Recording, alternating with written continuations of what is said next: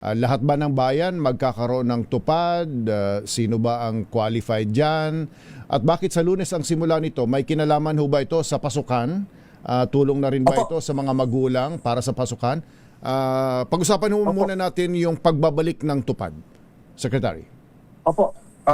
Alam niyo po, yung tupad kasi, yung ah, nasa isipan ng mga tao, yung mga nagwawalis-walis lang na nakasuot ng temporary employment pag merong bagyo o naging kalamidad. So, ngayon po, ang konsepto po ng tupad ay yung talagang makatulong sa local economy. So, ang nagkataon na talagang marami po ang naghahanda sa pasukan. So, kami po ay sa tagubili na rin ng Pangulo, kami po ay nagpartner ng DepEd. So, yung pagkukumpuni, pag-aayos ng mga classrooms ay magbibigay dapat at magbibigay nga ng trabaho sa ating mga kababayan nationwide. So, nationwide po ito. Hindi ko lang Parang sabay ito sa Brigada Eskwela pala. Sapagkat yung ating mga kasamaan sa hanap buhay, halimbawa si Trish, nag-text ano daw ang mga paaralan na pwedeng i-cover.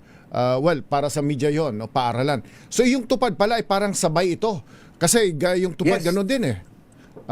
Sabay So, sa Brigada Eskwela.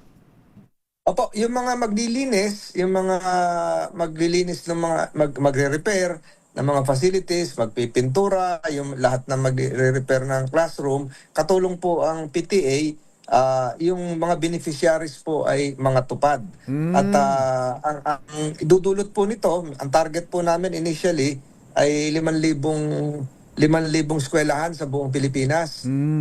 239,891 classrooms.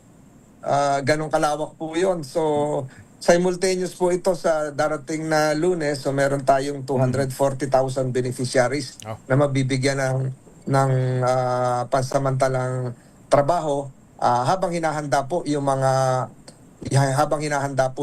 ating mga silid paaralan.